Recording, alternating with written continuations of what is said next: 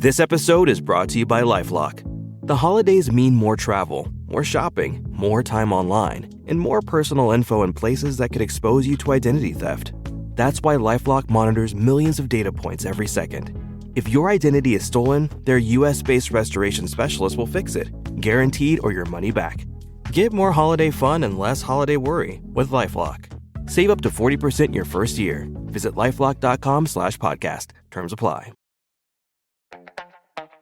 This episode is brought to you by Skinny Pop Popcorn. Perfectly popped, endlessly delicious. Oh, so light and crunchy. Skinny Pop Original Popcorn is the snack you've been searching for. Made with just 3 simple ingredients: popcorn kernels, sunflower oil, and salt. Snacking never felt or tasted so good. Perfectly popped, endlessly delicious. Give yourself permission to snack and pick up Skinny Pop Original Popcorn today.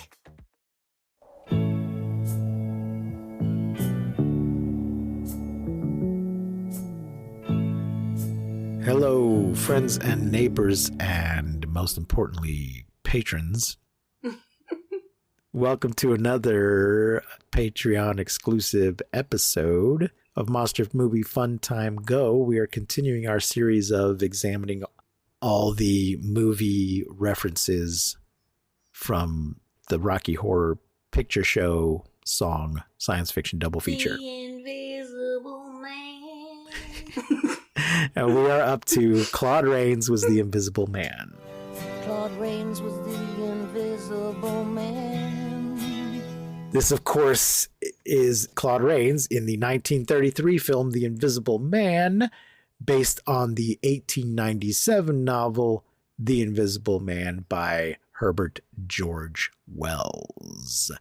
We will also discuss the most recent version of The Invisible Man from 2020. There have been numerous other adaptations, sequels, loose adaptations, stories of invisible men that are not directly based on this, like Memoirs of an Invisible Man or The Hollow Man, or there was an Invisible Man TV show. In some of the movies or shows or whatever, he's more of a hero. Mm-hmm. He is not a hero in the original story or the 2020 version. When I first saw the 2020 version, which I saw in theaters, I didn't realize that it was a remake or that it was anything. Like, I did not know that it had been this thing. And so I think that's so crazy looking now that I know all of this stuff, that there's all of this Invisible Man shit. I don't know how I missed that, but yeah, I had no idea. You didn't recognize the title at all when you saw the new movie coming out.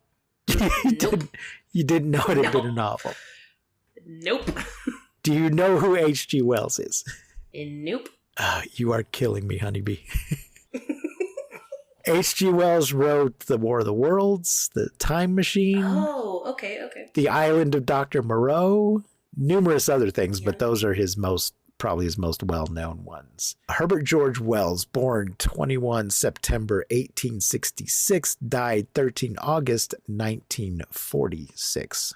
So Brian Aldiss referred to Wells as the Shakespeare of science fiction.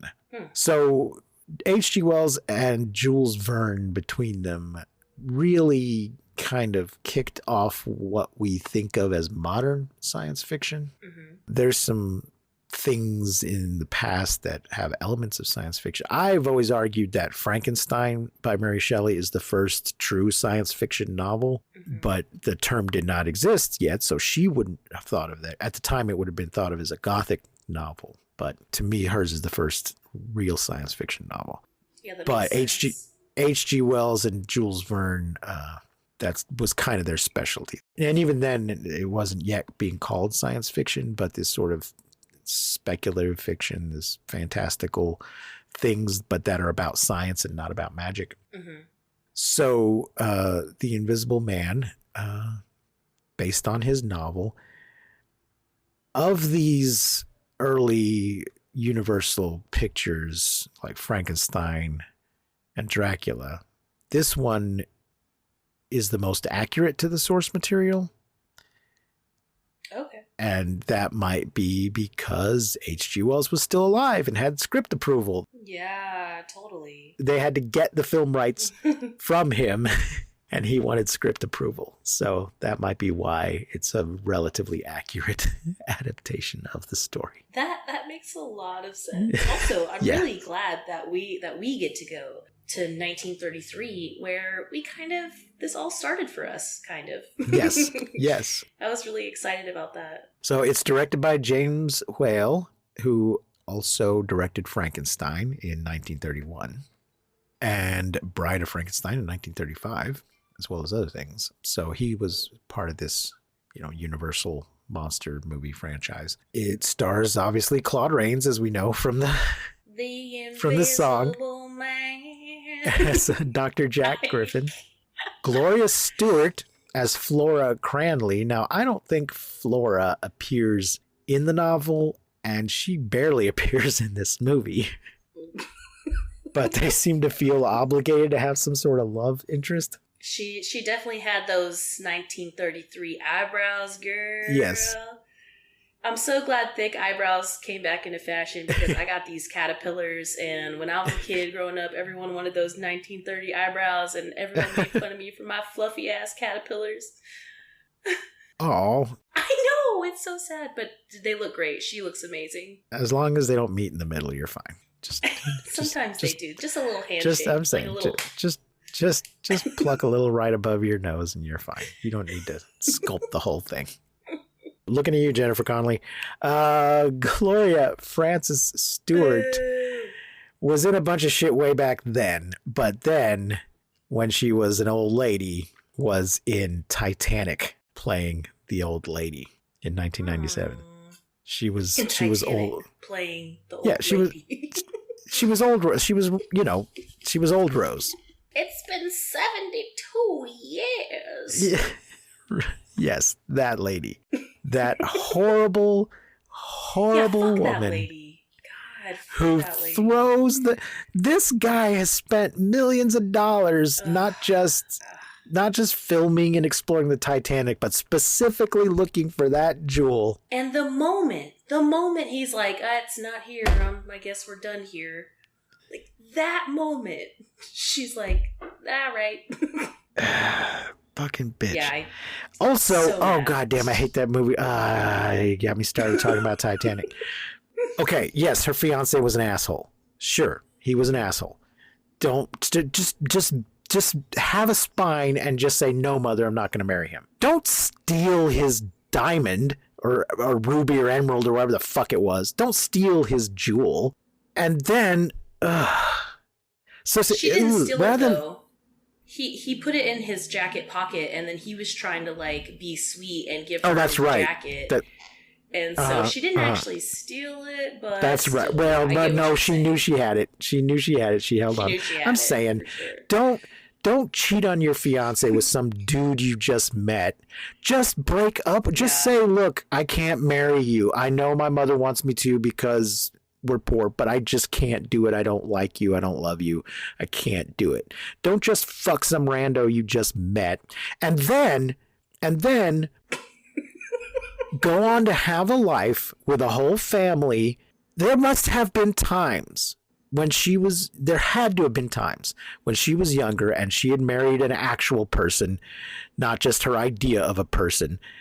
There must have been times when that family needed some money. Did she say, oh, let's sell this jewel I have to help you get started in your business or to buy us a home or to pay for my daughter's operation or anything? No, she just held on to that goddamn thing. And then when somebody else has spent millions of dollars looking for it, she throws it into the water.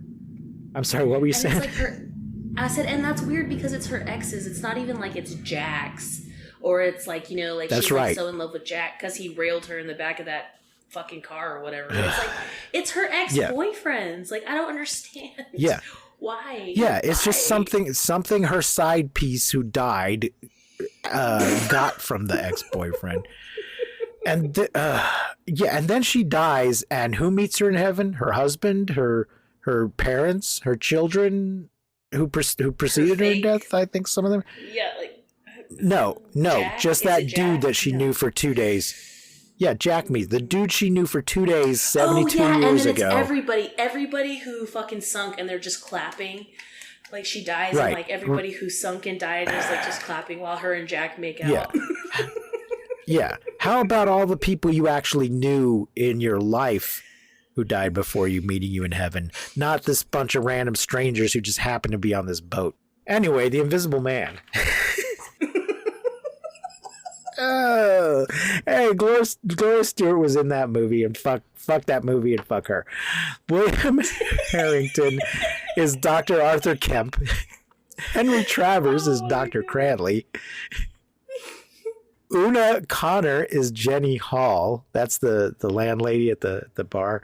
She's in Bride of Frankenstein, I think. She's very eccentric. She's been in some of these other movies. Headphone users, beware. If you're gonna watch this movie with headphones, take them out. Don't do it. And this woman is the reason why. When Una starts talking, yeah, she's a very like this very shrill character scream. actor. Oh, God, I can't. Yeah, she was in Bride of Frankenstein. I was trying to see if she was in any other ones of Very these. screechy. Adventures of Robin Hood. Very screechy. She was in a lot of stuff from 1929 up through 1957. Witness for the Prosecution was her final film role. Yeah. Anyway, yeah, because you always need a shrill Irish woman at some point when you're making movies. I know I do.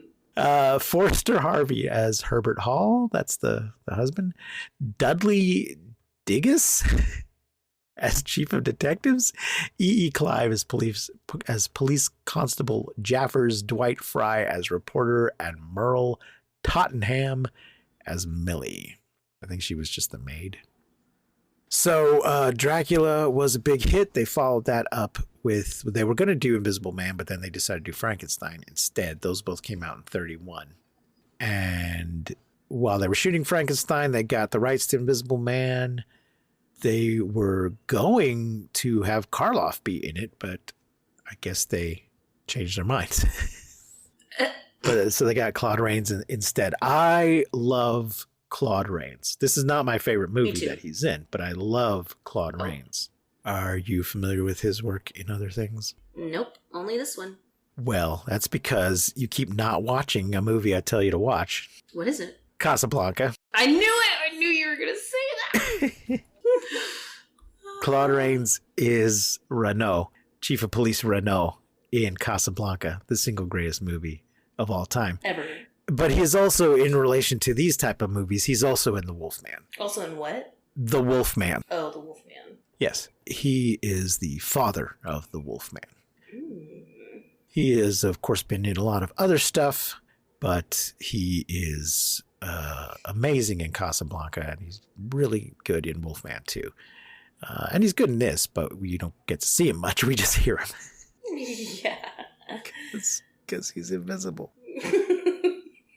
Universal made a whole series of Invisible Man movies. They did The Invisible Man Returns. They did The Invisible Woman, The Invisible Agent, The Invisible Man's Revenge, and Damn. Abbott and Costello Meet the Invisible Man, which I don't think is normally considered as part of the Universal Monster movies, but I think it is actually technically made by Universal.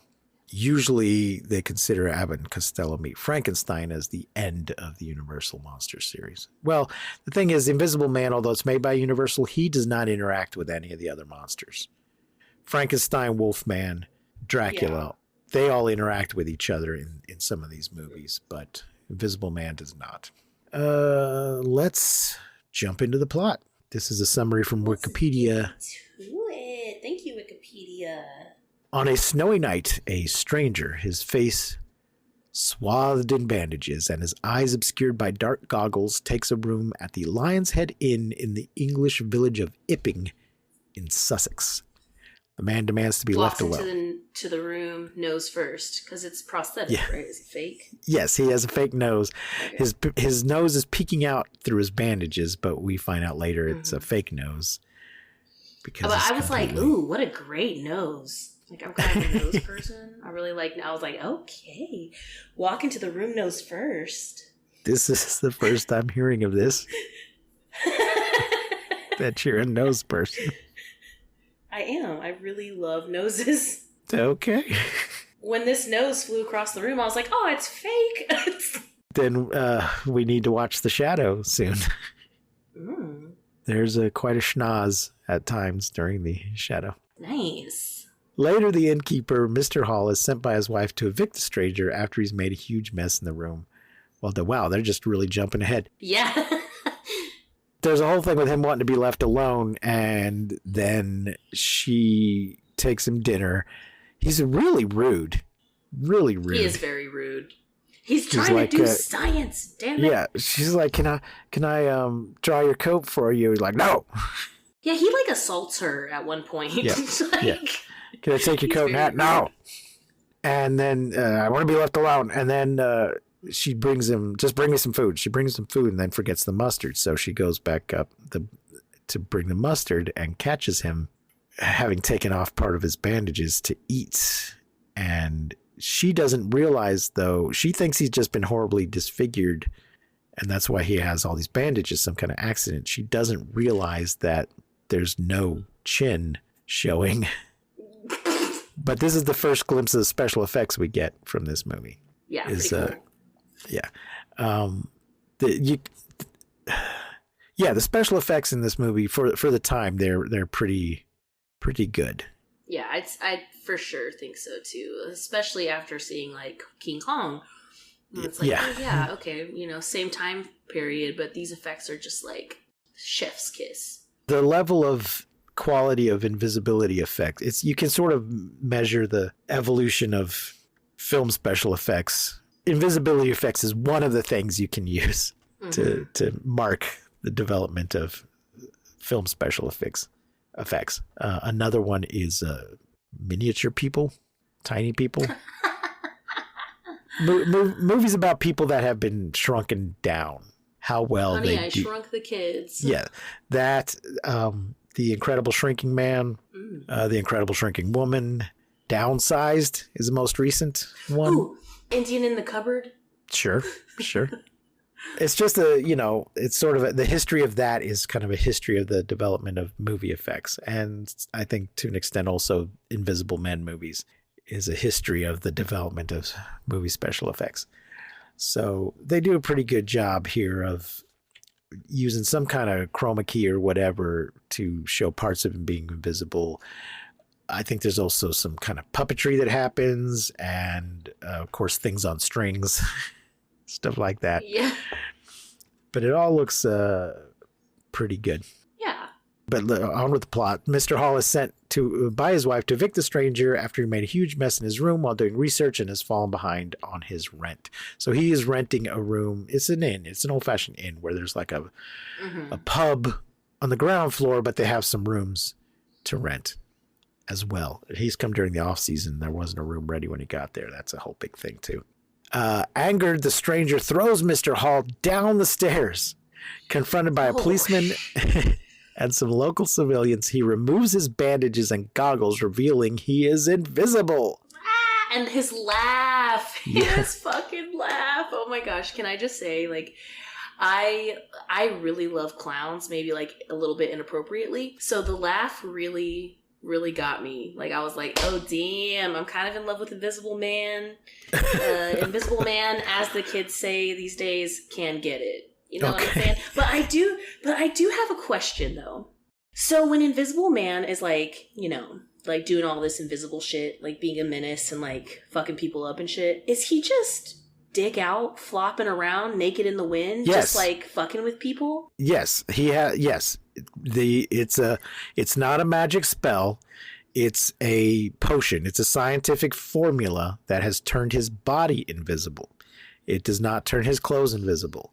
So in order for him to take advantage of his invisibility, he has to get naked. He's gotta hang out with his wang out. Yes, and this is a bit of a problem in this particular situation because he's gone to this inn in the middle of winter. So that's difficult. Also, he's more likely to leave footprints in the winter. He mentions when he's describing his condition to a guy later, he mentions that when he eats, you can see the food going down until it's digested, until it's absorbed into his body. I have seen a version of the Invisible Man where they show that the effects were not up to that. He just describes it in this version because the effects were not up to that level yet. But I've seen versions where we see him eating and drinking, and the stuff just sort of, we see it go down and then kind of sit there in his stomach, and so it would be very, very distressing. Let's see. He starts laughing maniacally and takes off his clothes, making himself completely undetectable, and drives off his tormentors before fleeing into the countryside. He kicks a lot of ass. The stranger is Dr. Jack Griffin, a chemist who discovered the secret of invisibility while conducting a series of tests involving an obscure drug called monocaine. Flora Cranley, Griffin's fiancée and the daughter of Griffin's employer, Dr. Cranley, becomes distraught over Griffin's long absence. Cranley and his other assistant, Dr. Kemp, search Griffin's empty laboratory, finding only a single note in a cupboard. Cranley becomes concerned when he reads it. The note has a list of chemicals, including monocaine, which Cranley knows is extremely dangerous. An injection of it drove a dog mad in Germany. Griffin, it seems, is unaware of this. Cranley deduces Griffin may have learned about monocaine in English books printed before the incident that describe only its bleaching power. I don't know. Like I said, this is a fairly accurate adaptation, but it's been a while since I've read the book. I'm looking at a summary here, though. I don't think that part, they're kind of giving him an out that the chemical has the idea that the chemical is driving him mad. Oh, I see what you mean. Yeah. That his bad behavior is because the chemical's bad for you. I think that there is that part of the idea in the original novel is that there's sort of an inherently corrupting element of being invisible. And like there's just so much power, like you just get like power mad. I see. Yeah, that you can and it may also been that the experience, a combination of the experience of being invisible has kind of driven him mad, but also the ability to get away with anything has driven him bad. I just came up with that pun just now. That was glorious. Thank you. So it's a combination of not only being able to become invisible, but being stuck being invisible. Because once he takes the chemicals, he can't be visible again. Right. It's not like the Invisible Woman in Marvel Comics, where she can turn it on and off. Mm-hmm. He's stuck being invisible, so that is stressful for him. But also, because he's invisible, he can get away with shit, and he can do God knows what. In the Hollow Man, so he begins a reign of terror. Yes. So yeah, you have to have a strong moral compass to begin with before you become invisible. And if you're at all morally compromised or iffy to begin with, it's only going to be worse once you become invisible. And if you're an asshole to begin with, then you're going to become a super asshole. A super asshole that no one can see. Yep. But in the movie, they're blaming on the monocaine. Blame it on the monocaine. Yeah, yeah. Genius! On the evening of his escape from the inn, Griffin turns up at Kemp's house. He forces Kemp to become his visible partner in a plot to dominate the world through, as you said, Honeybee, a reign of terror, beginning with a few murders here and there. Oh my gosh. They drive back to the inn to retrieve his notebooks on the invisibility process. Sneaking inside, Griffin finds a police inquiry underway conducted by an official who believes it's all a hoax.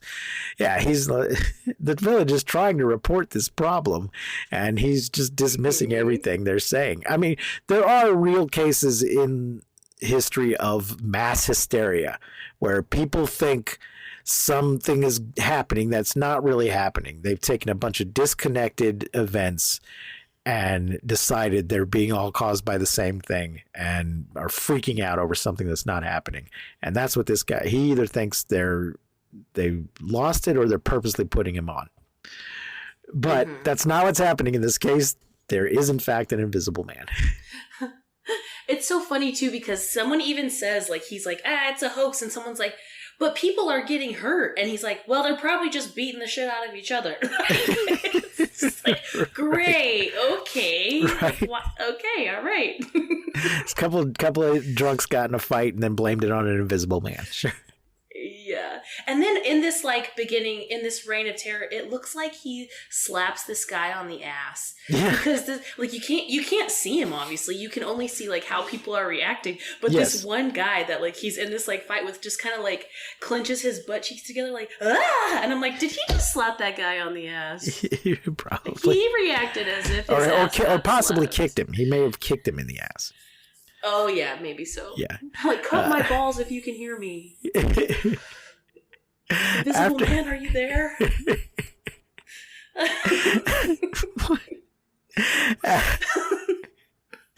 After securing his books, Griffin angrily attacks and kills the officer.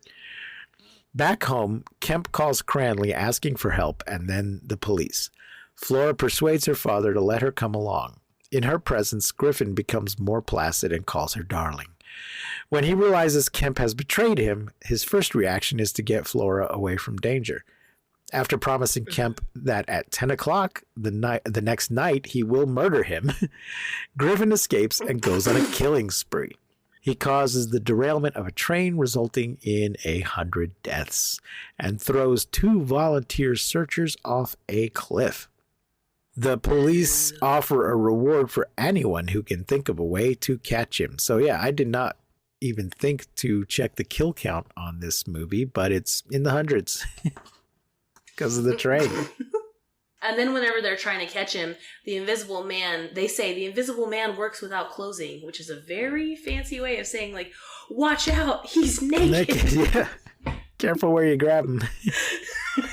Yeah, he's just stark naked, beating the dog shit out of people, just clean flapping in the wind. Yeah. And this is the best and worst thing about the Invisible Man. Right. So the other thing, is if you're going to be an invisible man, you do need to have a degree of physical strength because you got to choke everybody to death and punch them and stuff. Because if you pick up a knife or something, they'll see you coming. Or a gun or whatever, they'll know where you are and they can fight back. So you got to be able to sneak up on them and then be strong enough to choke them out or push them off a cliff or whatever you're going to do. So just keep that in mind, people. Hit the gym before you become invisible. Feeling that Griffin will try to fulfill his promise, the chief of detectives in charge of the search uses Kemp as bait and devises various clever traps. At Kemp's insistence, the police disguise him in a police uniform and let him drive his car away from his house.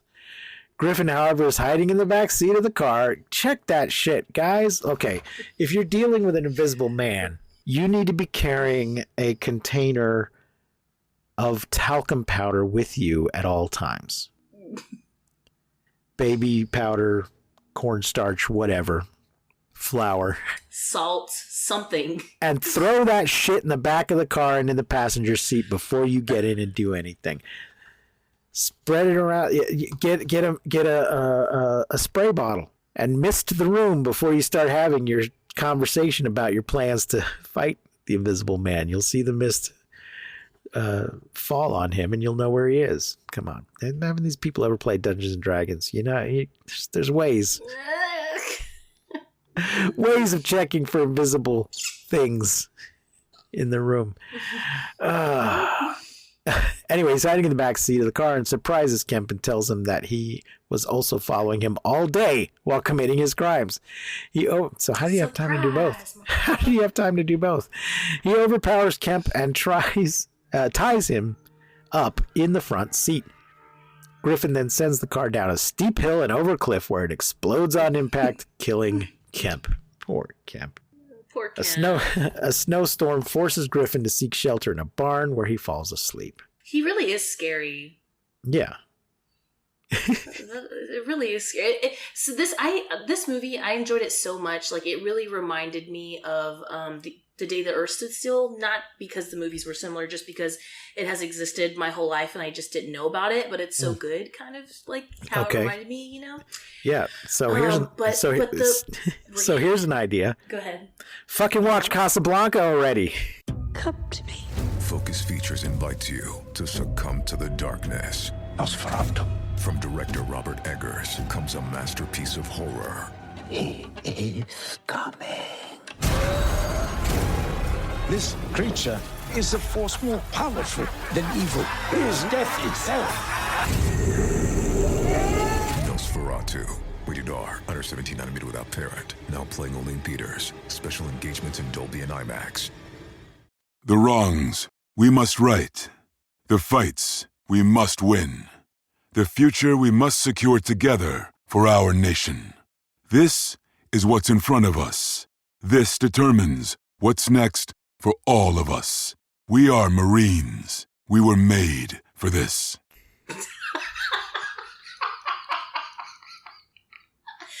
Just for some context, Precious has been making me copies of Casablanca since I was probably like 17 years old. And I have physical burned copies that he has made me and still not watched it. And it's on my Vudu, which you have access to. So you could watch it at any time. I recently got the HD Blu-ray of it. I already had a DVD collector set of it, but it came out in 4K Blu-ray, and I pre-ordered that shit. Damn. Yeah, for some reason, Yeah, you did. getting off topic here, there's a Warner Brothers cartoon, a Bugs Bunny cartoon that they made. You know, they used to make them all the time, but then they made a special one just for some anniversary release of Casablanca in a re-release in the movie theaters called Carrot Blanca. What? And it is on the DVD collector box version that I have. The 4K Blu-ray high definition version that just came out says on it, among the special features, cartoons. Carrot Blanca is not one of the cartoons that's on it. It's just some random fucking cartoons. I have no idea it's just some random cartoons, I guess, maybe from the year it was made. I don't know. They're Warner Brothers cartoons, but it's not Carrot Blanca. And I'm like, well, I mean, I already do have a copy of it, but that's ridiculous that they didn't put it on this disc. I don't know. It makes no sense. It makes no sense. Anyway, watch Casablanca. Everybody, not just Honeybee.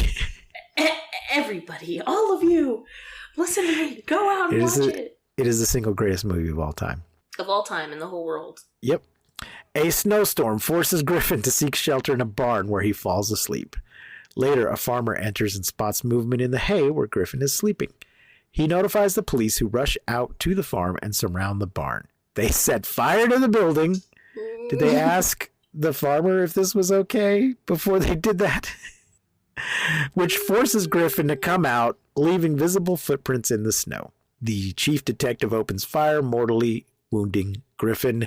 He is taken to the hospital, where hours later a surgeon informs Dr. Cranley that Griffin is dying and asking to see Flora. On his deathbed, Griffin remorsefully admits to Flora, "I meddled in things that man must leave alone." As he dies, his body quickly becomes visible again. Please don't misuse science. And yep. Now the Invisible Man is dead and just naked. Yeah, they straight smoke his ass out. Just smoke him out of that barn. Oh, it's so good, though. It's so good. I was very pleasantly surprised because I was excited to go back to 1933, like totally excited. But it wasn't because I thought the movie was going to be good. It was just because, that's where we really started. So it felt like sentimental to me, like, yay, oh my gosh, how exciting. But I loved this movie. It was so good. I love the Invisible Man. Even though he's a psychopath, I really liked him a lot. And I was very pleasantly surprised by this movie. The difference between this movie and the Day the Earth Stood Still was that I had seen the remake. So I kind of had an idea of how things should be, and it was so completely different. Like, so different than the remake. That it was like everything that I thought I knew, or like that I had thought I had seen before, was like 1000% not what this movie was. And so Right.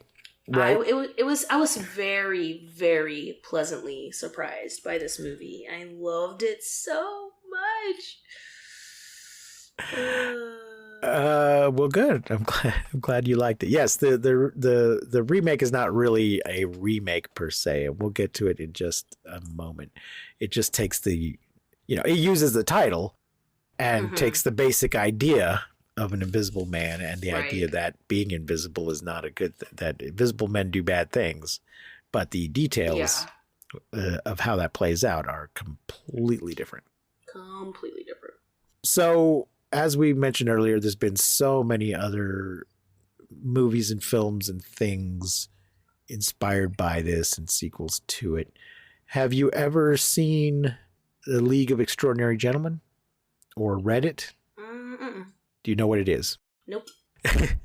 The League of Extraordinary Gentlemen was originally a comic book series and then a number of series by Alan Moore, where he takes a number of it's like a shared universe, but not of his characters. He takes a number of characters from Victorian fiction and puts them in a group together. A league of extraordinary gentlemen, although they're not all gentlemen. So the Invisible Man is one of them. It also includes Mina Harker from Dracula. Who's in the original group? The movie is not a direct adaptation of the comic, and in that version, the Invisible Man is a Rodney Skinner, who is a thief that got his hands on Griffin's serum. So they talk about Griffin. Oh. In the movie, it's Alan Quartermain, Captain Nemo, Mina Harker, Dorian Gray, Tom Sawyer, Dr. Jekyll, people like that. In the comic book, Fu Manchu makes an appearance. Mycroft Holmes, Sherlock's not in it, but Mycroft is. I think it takes place during that period when Sherlock was missing. There's a character that we're led to believe is Moriarty, but turns out to be somebody else. And so it's just taking all of these characters from literature and putting them from different pieces of literature and putting them together in the same story. That's cool. Yeah. And anyway, the Invisible Man is part of it, is why I bring it up. Nice. Okay. And he's in the movie version. The comic's much better than the movie, but the movie's fun. So yeah, that's the original Invisible Man as referenced in the song. And we're now going to talk about the 2022 version of The Invisible Man, directed by Lee Whannell. It says based on The Invisible Man, suggested by the 1897 novel. Yes, it's just suggested by it. Suggested. Okay, that makes way more sense. Yes. Rather than based on. Yeah, suggested. I actually saw this in the movie theater with Me too. Gus and Cody the month, like right before the world shut down. Like this was like, I think I had heard about COVID, but like it wasn't like it obviously like it is now, or like it was in March, Well, it came, so or the like release that date we was, knew. yeah, the release date was February 28, Mm-hmm. 2020. So yeah, COVID was just starting, but it hadn't gotten to where we were yet. I think it was Yeah, we hadn't like shut everything. Just- It was like I just remember showing up. This was the last movie that I saw in theaters before you couldn't do that anymore. I believe that's the same for me. I know I did see it in the theaters, and it probably was the last one I saw before the shit hit the fan. Yep. And then everything else started just getting released to streaming and things and that kind of stuff. Mm-hmm. So it stars Elizabeth Moss as Cecilia Seacast. Did they just call her C, or did they call her CC? I think they just called her C. I think they do both. like depending on who's. Yeah, I think her nickname is just C, though, not Cece. I don't remember. It's not important. Aldous Hodge as James Lanier, the police guy. Storm Reed as Sydney Sid Lanier, the policeman's daughter. Mm-hmm. Oliver Jackson Cohen as Adrian Griffin. So he does have this. In the novel, he's just called. They used his name. In the novel, he's just called Griffin. They'd never tell us what his first name is. So, like in League of Extraordinary Gentlemen, he just made up Holly. He calls him Holly Griffin in the League of Extraordinary Gentlemen, naming him after Dr. Holly Crippen, famous Edwardian murderer. Anyway, I got on a tangent again. Where was I? Harriet Dyer as Emily M. Cass, Cecilia's younger sister. Michael Dorman as Tom Griffin, Adrian's older brother and lawyer. Also, Renee Lim as Dr. Lee, Nicholas Hope as the head doctor of the psychiatric ward, Nash Egerton as a security guard, Anthony Brandon Wong as a motorist whose vehicle is taken by Cecilia, Benedict Hardy, who appeared in director Lee Wannell's previous film Upgrade, plays Mark, an architect at the firm that that Cecilia interviews for. Oh, that's the douchebag, isn't he? We'll get to him in a minute. He was just, when she goes in for the interview. You thought he was a douchebag? Well, he's like, oh, you were in Paris. Do all pretty ladies have to go to Paris for the summer or whatever? And I'm like, dude, this is a business interview. What are you? This is an interview. What are you? Well, also, okay, so Elizabeth Moss, she's a great actress. She's got really noticed being in The Handmaid's Tale. Okay. But Hollywood is trying to convince me that she is hotter than she actually is. That she what? That she's hotter than she actually is. Oh, please. That's your opinion, though. It is my opinion, and that's my toxic standard of beauty. She's oh, God damn it. I know, I'm being an asshole here. But I've seen this before where Hollywood keeps telling me that a particular actress or actor is like Benedict Cumberbatch, They keep trying to tell me how hot Benedict Cumberbatch is, and I'm like, he's not, honey. He's fun. He is so hot. He is so funny looking. Hot. He is funny looking. He's not. He actually does. He actually did a sketch on Saturday Night Live about whether or not he was hot or ugly. So you're gonna have to fight Gus in the street now. I know.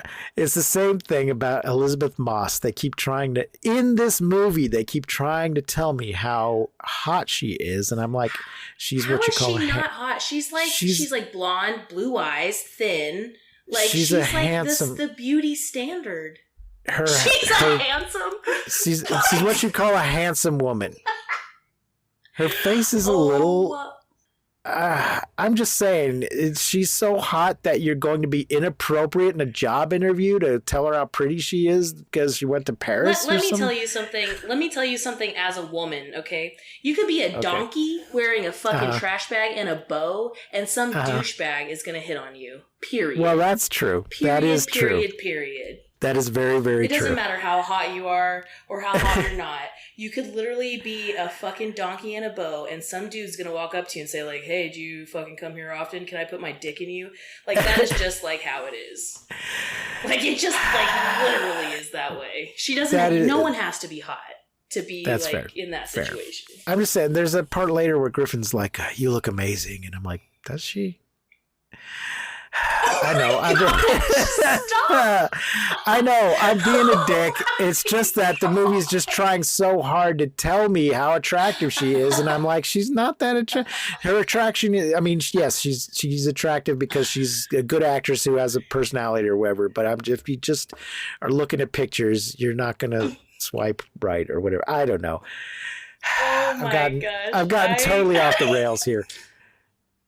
I'm This is so But funny. then you think Benedict Cumberbatch is hot, so I don't know what to do with that. Oh yeah. Yeah, but I you really like do, Frankenstein. like, oof. Yeah, but he's your type. You like ugly Frankenstein type guys. It's true. I do. Yes.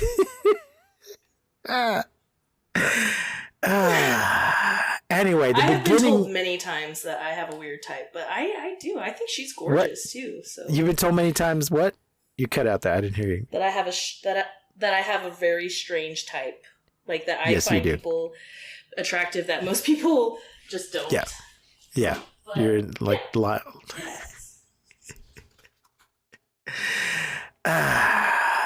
Anyway, she does a great job in this movie, though. She does a great job. She's a fine actress. And This I'm an reminds asshole. me, if you did you ever watch The Office? Yeah. There's this episode where they're trying to figure out if Hilary Swank is like hot or not, and Okay. Yeah. you know what I'm talking about. I can and they're see- like Kevin's like, the question is she hot, not would I do her. Two different questions. So- Yes. Yes. Yeah, because at one point he like goes to the side where he's like, yeah, she's hot, and then he changes his mind. They're like, what? You can't change your mind. And he's like, well, the question is she hot, not would I do her. I'm like, oh my god, this is what this reminds me of right now. Because half the office thinks she's hot, and half the office thinks she isn't. Oh, what's her name? Okay, let me see if I can find the woman's name. Damn it, where there's a woman who used to be on Tech TV, and then when it became a different thing, she was on that. I'm trying to look her up. I can't find her name now. God damn it. I have her picture. I have an autograph picture of her.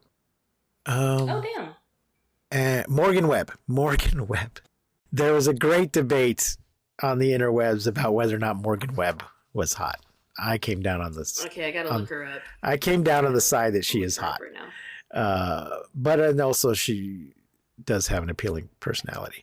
But apparently Morgan. there are people that think she's ugly, and I'm like, you're insane. Morgan Webb is hot. What?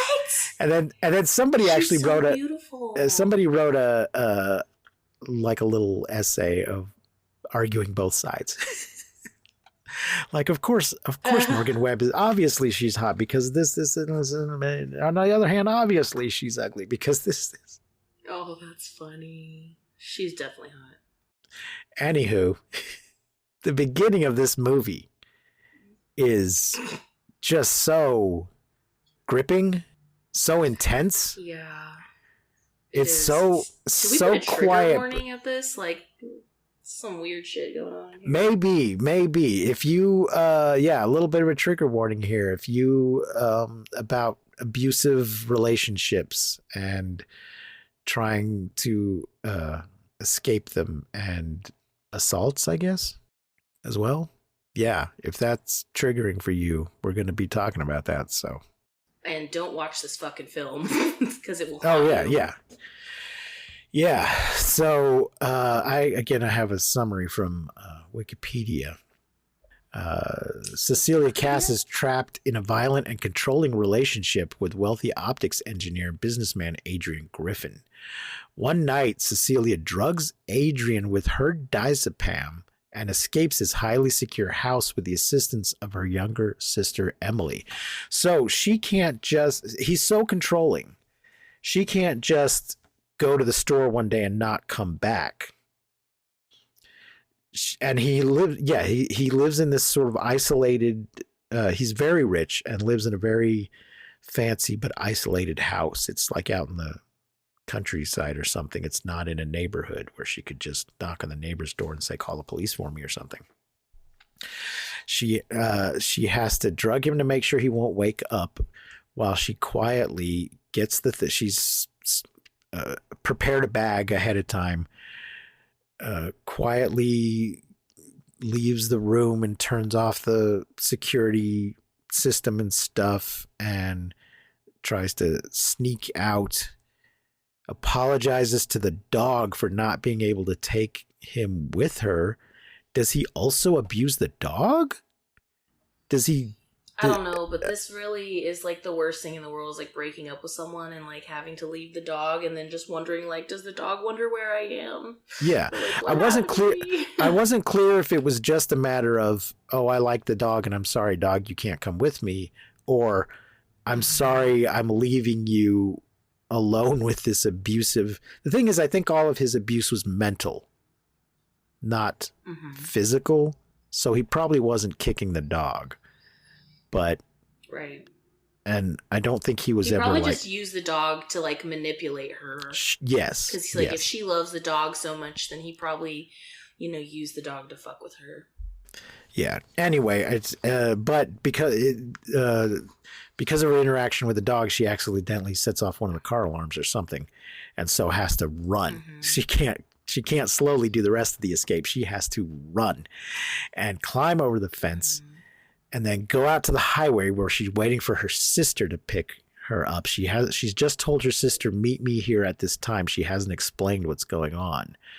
So the sister is confused. And as they're sitting there in the car and she's trying to tell her, go, go, go, Griffin comes running up in his barefoot in his pajama pants and starts banging on the window, telling her she can't leave. And they drive off. Does he break the window or he just slams his hand on it? I feel like he breaks it, but maybe he doesn't. Yeah. Anyway, he's clearly violent. He's clearly ready to be violent. He may have, did she say whether or not he hit her?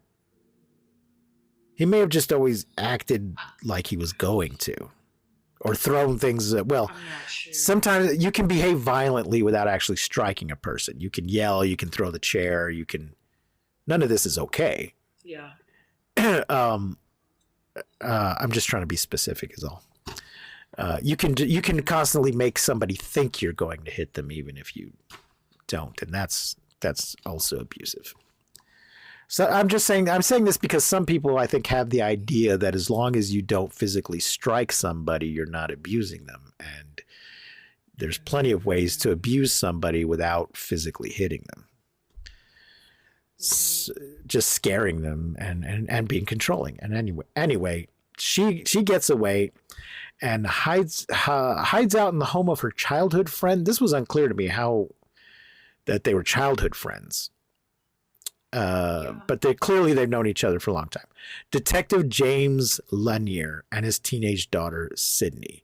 So he is a big, strong policeman who is raising his daughter alone. So it seems like this should be a safe place for her. The safest place for her to hide. Well, one, she can't go to her sister's because Griffin knows her sister and knows where her sister lives.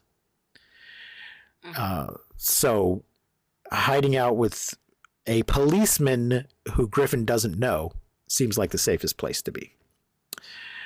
2 weeks after Cecilia's escape, Adrian seemingly commits suicide and leaves her $5 million. His lawyer brother Tom handles the arrangements. Cecilia suspects another presence in the house after several strange events, but James assures her she is just traumatized and paranoid. Just because... I think there's like a really, really cool moment here. When it's right before she finds out about Griffin's suicide, or Adrian's suicide, excuse me. And she tries to step outside, and there's this moment, they like really portray it with the music. They like kind of do this like deafening sort of bass sound, and the way like the sound cuts out, and just kind of showing her like fear and anxiety through all of these senses as someone watching the movie. I felt like it was really well done. Such a great perception of kind of anxiety. This movie is wild. Like it really, it'll really fuck you up because it's just scary. Yeah, she is afraid to leave the house, and her friend's trying to get her to go a little. Can you just go out and get the mail? And she goes to get the mail. It's been a few weeks. She goes to get the mail, and a jogger comes by wearing a hoodie, and it startles her, scares the shit out of her. She goes running back in. So, but what I was going to say is that just because you're traumatized and paranoid doesn't mean there's not an invisible man in the house. They are not mutually exclusive. What's an old saying? Just because you're paranoid doesn't mean they're not out to get you. These are not mutually exclusive. Oh my gosh. And when Tom tells her about the suicide, she doesn't believe it, and she knows. She knows right away that this is like something that he would do to like manipulate her. So she's like, how was he found? The brother's like, the housekeeper found her, and then even shows her pictures of Adrian being like dead. Yeah. Which later we realize, well, this is just part of Adrian's plan. In order to convince her that I'm dead, you're going to have to show her pictures. So let me pose for some pictures. Right. Oh, also, I don't know if you noticed, there's this... Oh, go ahead. We were talking earlier about the effects in the other film. So much of what they do in this film, they do use some high-tech CGI effects. But a lot of what they do is just panning the camera over to an empty part of the room and then panning it back. Mm-hmm. That's not a special effect at all, but just sort of, is there somebody fucking with your head. Right. Is there somebody standing there that we can't see? I think every time they do that, he is meant to be there, but it's also, is he or isn't he? Is she?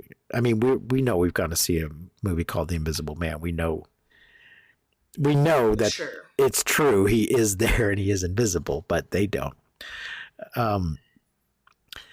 It's just incredible how much of this they do with very basic effects or no effects at all before they get to the high tech effects.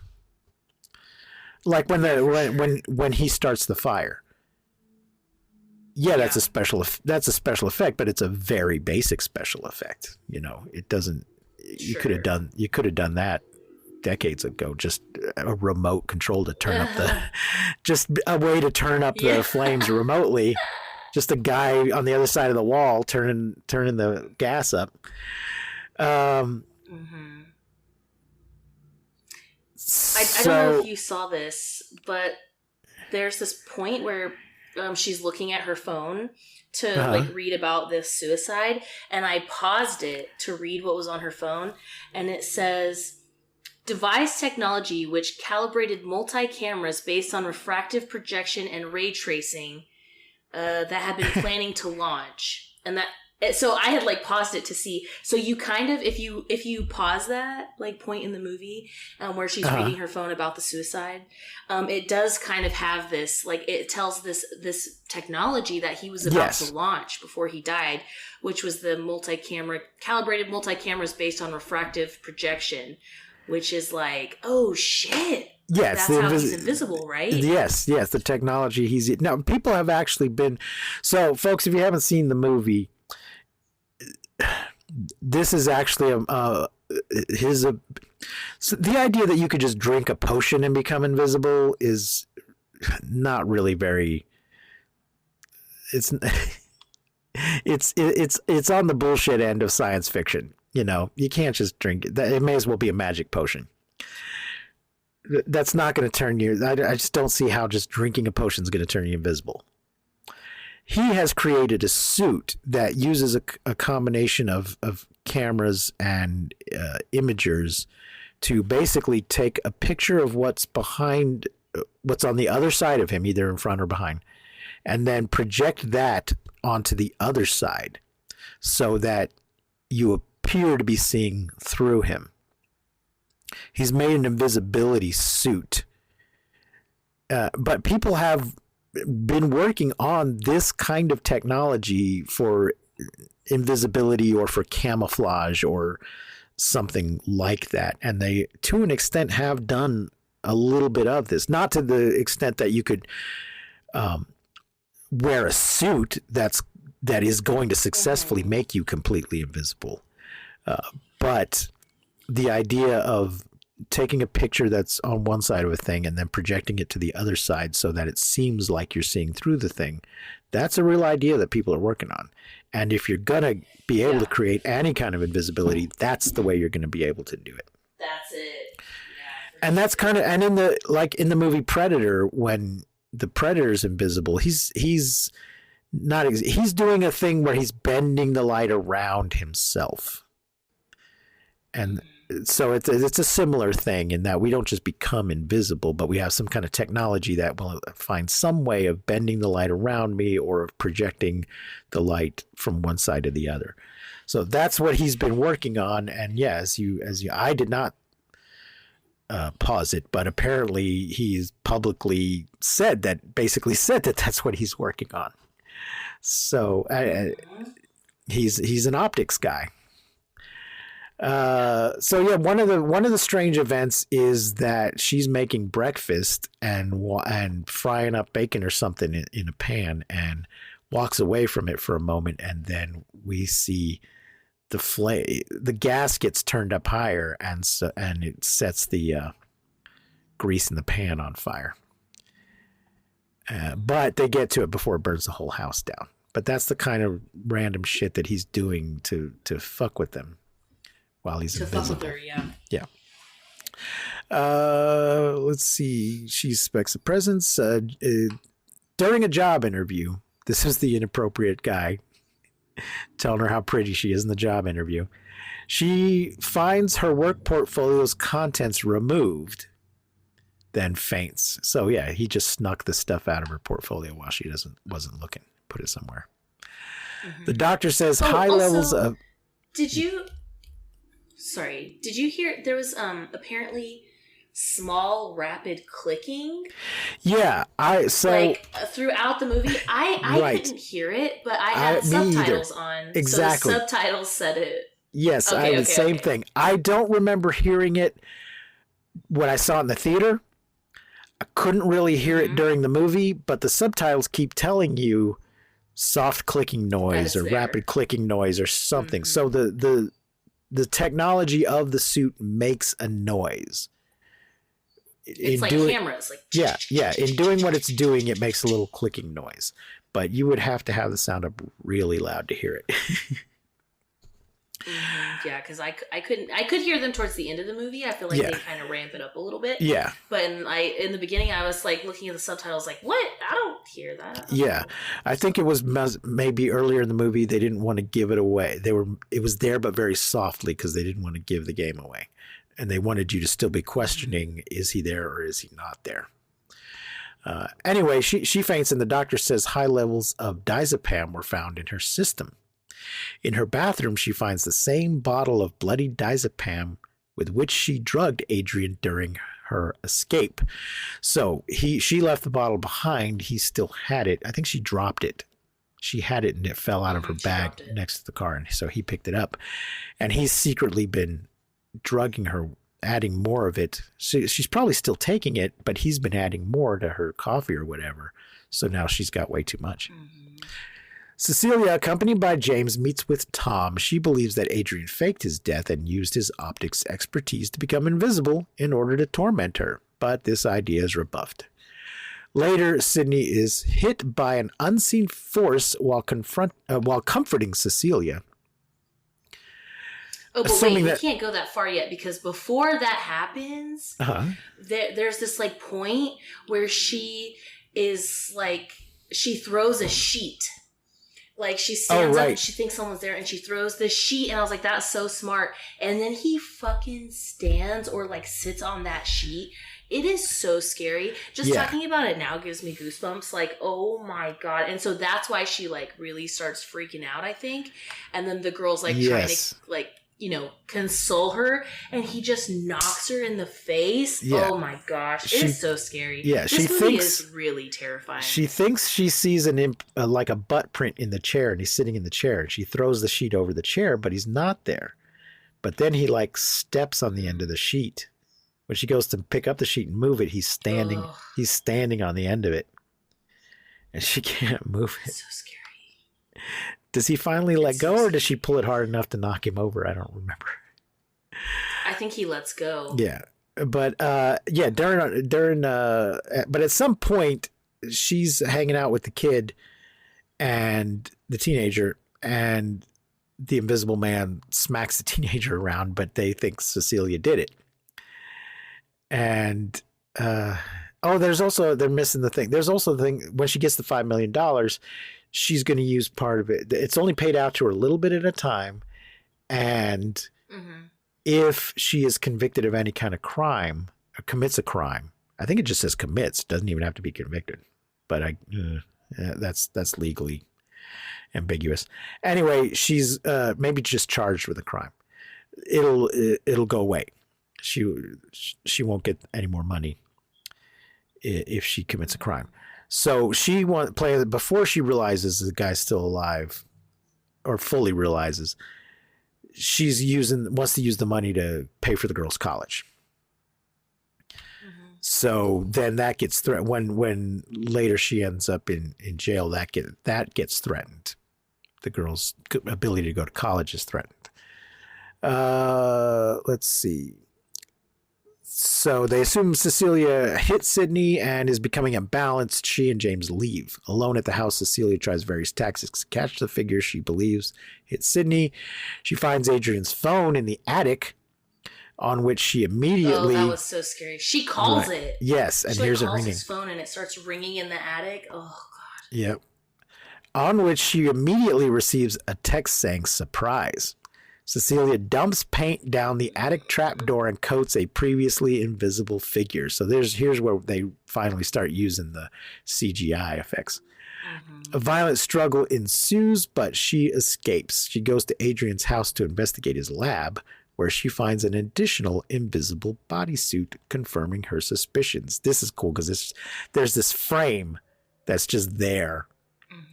And she sees it in passing when she's escaping, I think. And then we realize later that the frame's not empty. There's a suit hanging in it.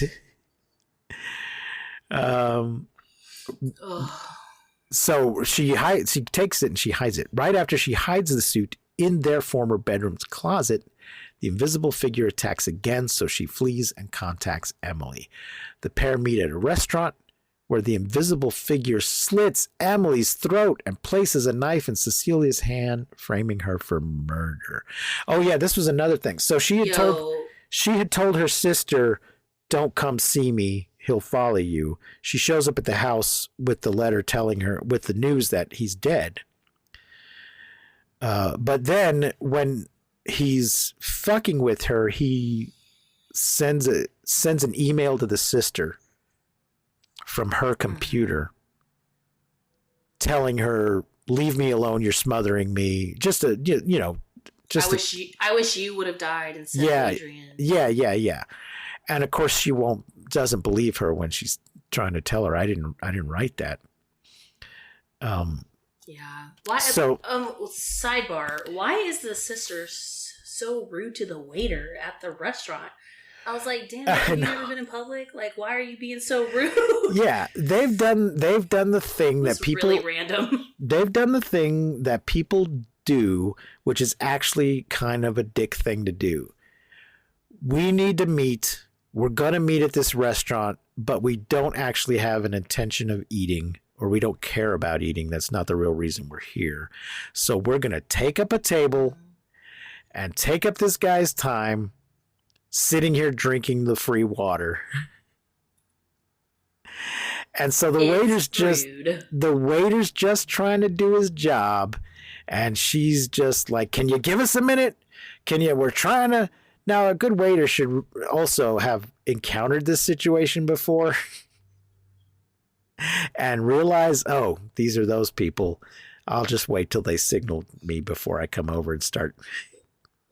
After I've asked the first time, I'll wait until they give me an indication that they want to order something.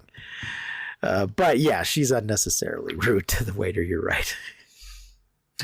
Oh, and right before this too, I realized whenever she goes to the house to like find the suit and all that shit, Zeus is still there. The dog. Yeah. Like the dog is just still there. Yeah. So if he was dead and there's no one in the house, like that was another indication. Right. Who's feeding the dog? The brother. Who's feeding Zeus? The brother. There's no indication that the brother has moved into the house. I suppose if he were really dead, the brother would have probably inherited the house. But somebody needs to be feeding the dog. I don't think I even thought of that, but yeah, that's good evidence that he's not dead. So she slits her sister's throat. Yeah, he slits her throat and then shoves the knife into her hand. And everybody turns around and sees her holding the bloody knife. So scary. Yeah. Yeah. Again, you've got to be very strong though if you're going to be invisible. It's not that hard to slit someone's throat, but to force somebody else to hold a knife in their hand, you got to have a little bit of you got to have a good grip yourself. Awaiting trial, Cecilia is remanded to a psychiatric hospital where she learns she is pregnant. Oh, fucking Christ. And when she's like in there, when they're like trying to hold her down and she's like, I see you. Oh, dude. I was like, I just almost can't handle this movie because it really is probably one of the scariest movies I've ever seen just because of how much it like fucks with your brain. Yeah. And like, oof, it's terrifying. Now, does he admit later that he replaced her birth control pills and that's why she's pregnant? I hope that's what happened. I'm a little confused about the whole pregnant thing, but... So she had because he was so controlling, I think he wanted her to get pregnant because that's another way to control you. She had been secretly taking birth control pills without telling him, I think.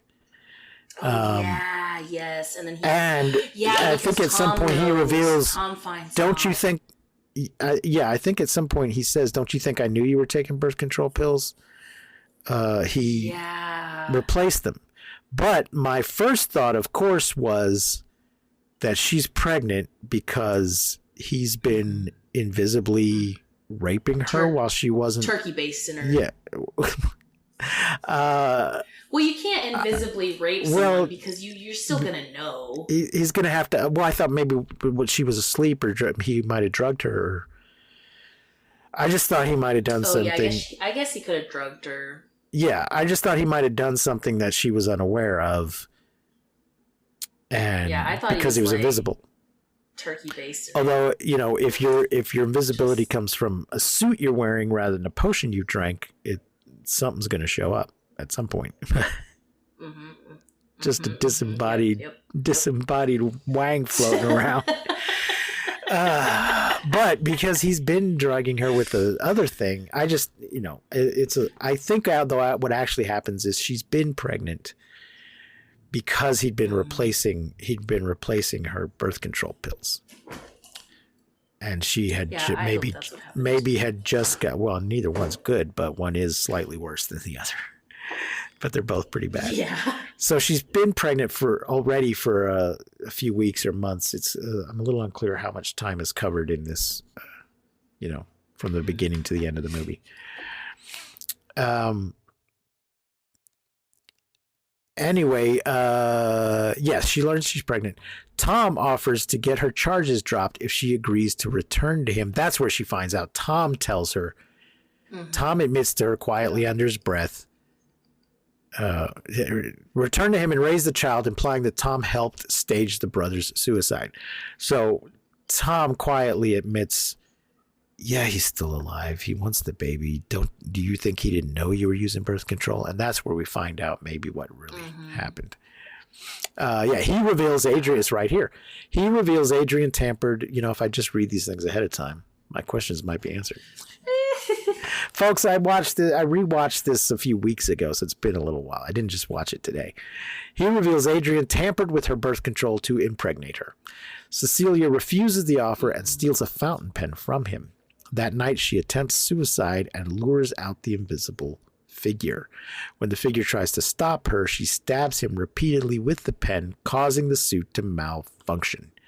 The security team arrives, but the figure incapacitates them before fleeing the hospital. Again, got to be strong. He's just smacking these security guards around. Flees the hospital with Cecilia in pursuit. To protect her unborn child, the figure instead threatens to attack those she loves. Cecilia races to James's house and finds the figure attacking him and Sydney. She shoots the figure to death, but finds Tom in the suit. But was it Tom? Police storm. Yes, but was it Tom just now? It was. She thinks, and I think that it's only Tom. The only time it's Tom is at James's house. At the hospital, it was Adrian. ¿Hablas español? Sprichst du Deutsch? Kan du norsk? If you've heard that sound from Babbel before, I bet you do. Babbel is the science-backed language learning app that actually works. With quick 10-minute lessons handcrafted by over 200 language experts, Babbel gets you on your way to speaking a new language in just a few weeks. With over 16 million subscriptions sold and a 20-day money-back guarantee, just start speaking another language with Babbel. Right now, up to 55% off your Babbel subscription at babbel.com/Spotify podcast. Spelled BABBEL.com/Spotify podcast. Rules and restrictions may apply. Yeah. Police storm Adrian's house and find him alive, tied up, and claiming that Tom held him prisoner. They conclude that Tom killed Emily as well, but Cecilia believes that Adrian set his brother up as a scapegoat for his crimes. I don't know how he got Tom to go along with this, though. Well, he probably is. If he's abusive to her and he's like manipulative to her, he's been that way. Well, no, and Tom tells us this, but at some when he says, "Okay, now I want you to put the suit on and go to the house and attack her," why doesn't Tom say, "Well, why am I doing it now? You've been doing it. Why do I have to go do it now?" "Well, you have to go do it so you'll get killed and I won't." That's not. You have to do it so I can frame you for kidnapping me. Obviously, he's not in on that part of the plan, so I just don't know how he convinced him to go do it without revealing the plan. Because if he does reveal a plan, Tom's going to say, "Well, that's not in my interest at all. I'm not going to do that." In fact, Tom should have just taken the invisible suit and then disappeared himself. Said, "Nope, I'm out. He'll never find me. I've got an invisible suit." To get Adrian's confession, a now exonerated Cecilia meets him at his house secretly wearing a wire, while James listens in from a few blocks away. James is a police officer and should not be participating in this. This seems like probably illegal. Especially since he got his ass whooped, didn't he? Yeah. Oh, so the thing is, okay, well, no, all right, so it's probably not, you don't need a warrant to just wear a wire and go into somebody's place just as a private citizen. But it seems like as a policeman, maybe he should need a warrant to surveil someone like that. But the thing is, when she was first arrested and James is being involved somehow in the case, that should never have happened. His superiors should have said, "No, you can't work this case. That woman's your best friend. She's been living with you. You absolutely cannot work this case at all. In fact, take a leave of absence." But he does seem to be, he seems to be working the case. He's participating in the interrogation or something. That's not, but then they would have had to pay another actor. Anyway, she's wearing a wire while James listens in from a few blocks away. She agrees to mend their relationship, but only if he confesses to killing Emily. Adrian insists that Tom was responsible, but claims that the experience changed his outlook on life and how he treated her. After Adrian says the word surprise, Cecilia excuses herself. Moments later, the security camera captures Adrian seemingly slitting his own throat. Cecilia returns. The invisible man, the invisible man. Yes, and has the grip and the arm strength to make him do it somehow. Yeah. Even though he's strong. I'm saying you need to be strong to be invisible. I mean, I guess she caught him by surprise. We just know that he's very strong and he was able to, force people to do things. But now she's strong enough to force him. Cecilia returns and calls 911, apparently distraught.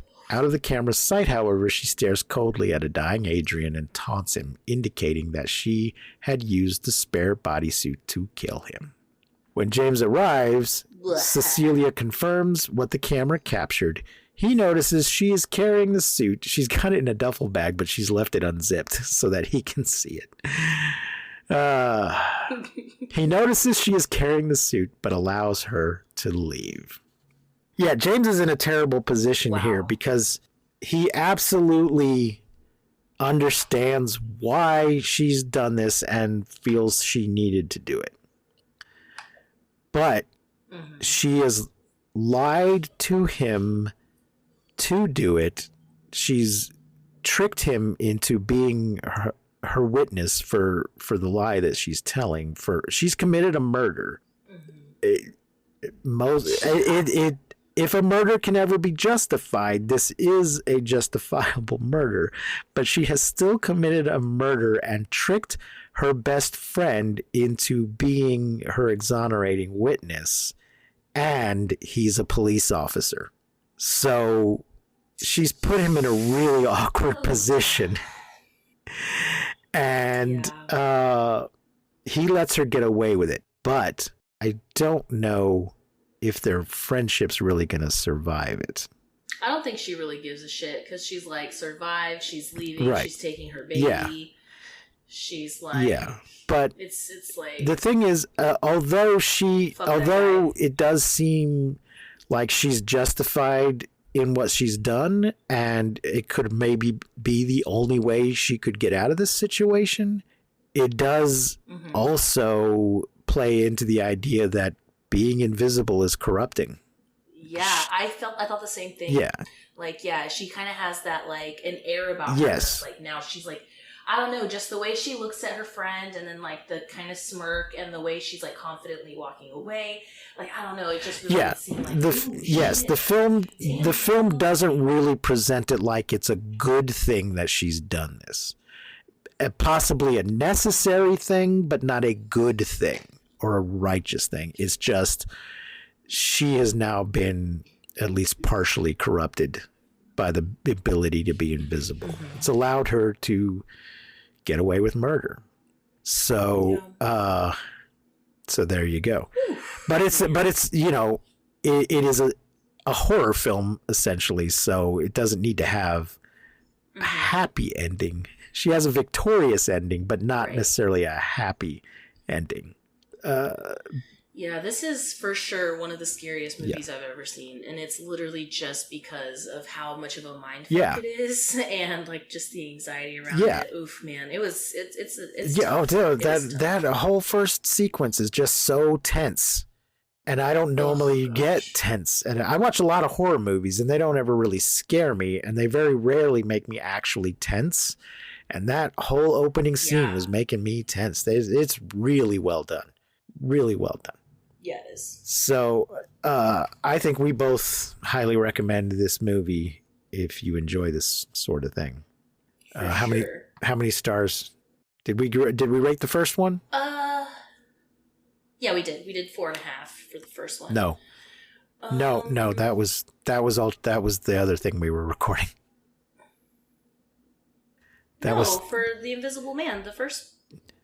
I think we rated Shin Ultraman. I don't think we rated The Invisible Man. Yeah. I'm pretty sure we did. I asked you. I'm pretty sure. I have it written in a note that I have. Okay. Maybe I didn't.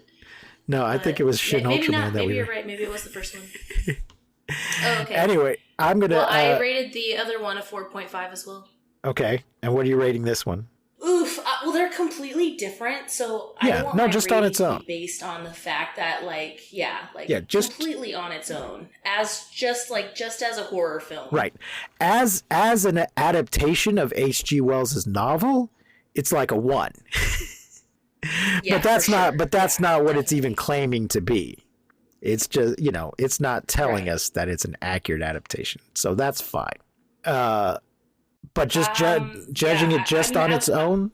Just on its own, I'm going to say same. Like, it's high for me. But it's so scary, though. And so it's, hard because, I want to give it, a 5. But I think I'm going to give it a 4 just because it's almost too much for me. Like, it's almost too hard to watch.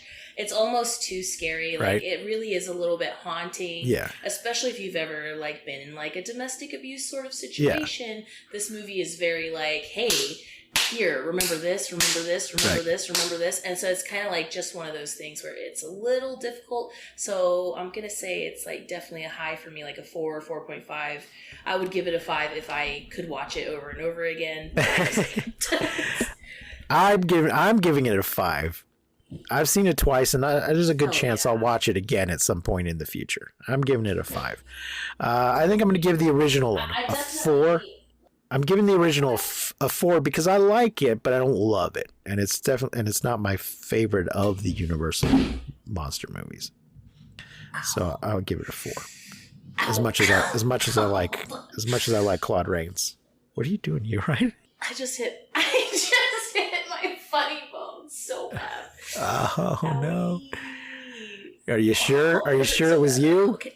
Don't say that. You sure somebody else didn't hit it? Oh my god, I can't handle it. Ugh, yeah, it's so good. They're both really good. I love them both. I'm going to say 4.5 for the first one. So I loved it so much. I was really surprised by how much I loved it. And like I said, I would give this one a 5 if I could like watch it continuously, like over and over and over. But it's just so scary to me that I think it's like definitely 5 worthy because it's so good. But it's so scary. Right. Too real. Now, for right now, we're releasing these bonus Patreon episodes. We're doing one a month. If we get more patrons, we'll be able to release more bonus episodes.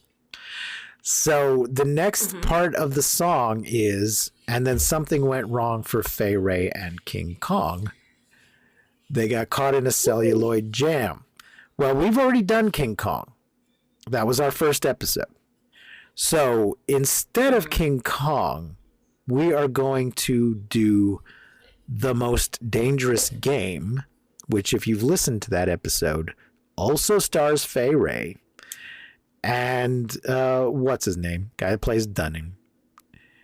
And was made at the exact same time as King Kong. They were filming King Kong during the day and The Most Dangerous Game at night. What's his name? Who's the guy that plays Carl Denham? I think his name is Asshole McGee. No, the actor. Hold on. I'll have to. I got it. I got it. Oh, God. I'm looking it up. It's a race to see who played him. Robert Armstrong. Ah. I beat you to it. I got pictures, but no name. Yeah. You did. So, Fay Wray and Robert Armstrong are both in it. It is also a movie that has been remade and reimagined over and over again. It is an adaptation of a short story by the same name. And that will be, rather than King Kong, we will discuss that next month. So, thank you for being a patron. Until next Thank you, month. patrons. Until next time, I've been Precious D. And I have been Honey Bee. Remember to keep calm and take shelter in basements. And for fuck's sakes, like, don't misuse science. Stop being invisible. Not watch this movie? Do not be invisible. It won't end well for you or anyone else. And because we're invisible, you will not see us, but we will not see you, but you will hear us. And you won't see us. You'll just hear us next time on Monster Movie Fun Time Go.